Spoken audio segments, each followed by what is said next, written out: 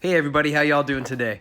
So I really wanted to do my own kind of PRS style copper burst, root beer burst type of stain. I've never done a stain before on a guitar, and so I had this extra telly neck that's from a Fender, and so I really wanted to take a body and try the staining process. So I did a bunch of YouTube videos, looked up how to do it, and so I said, let's go for it. So I bought this blank body from eBay that's got a flame maple top. I got this dye on Amazon, which is just powder, and you mix it with water or alcohol. And so what I'll do is I'll go ahead and get started with you and tell you how to do it. So I got a bunch of gauze pads and made 4 different colors for this dye. First I did a super dark brown dye for the outside, then more of a red brown, then a super light brown, and then a yellow. And so this is actually the second round of doing the staining process. But what you want to do is you actually start with the yellow first down the center, and then make your dark type of teardrop out on the outer edges. So then I took the kind of medium or reddish brown and went in from the darker edges and started rubbing that in. Circular motions are always kind of like a little bit better, I found, to dig into the grain a little bit more.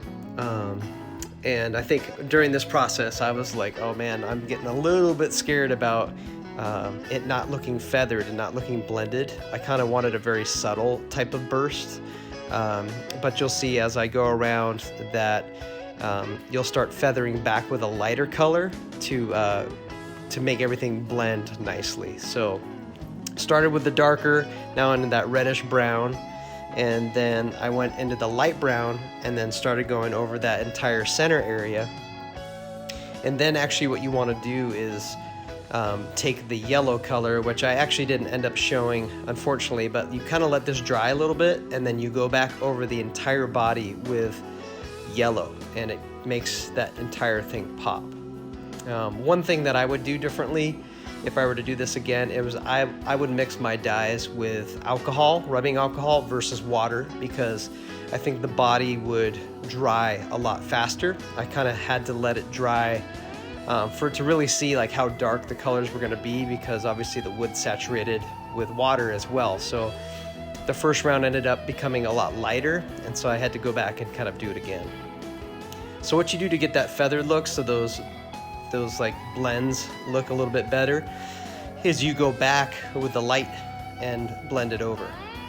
So next, to do the coating on it, I just did a aerosol can of gloss polyester and sprayed that a bunch of times. Next time I would just go with a real like air sprayer and do it that way, because the aerosol cans, although it's easier, less setup, it took a lot longer. From that point, after that, all the gloss, basically it was time to start wet sanding. So wet sanded with 400 grit, then 1000 grit, then 2000, and then finally did a polishing with a wax that had a little bit of abrasiveness to it, and then finally finished it off with the carnauba wax to get that mirror gloss finish. So overall, I was pretty impressed with how it's turned out.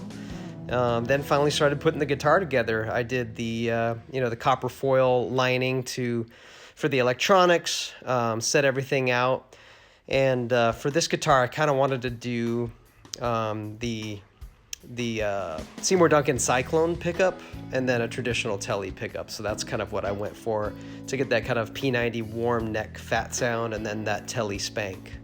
And yeah, pretty impressed with how everything turned out.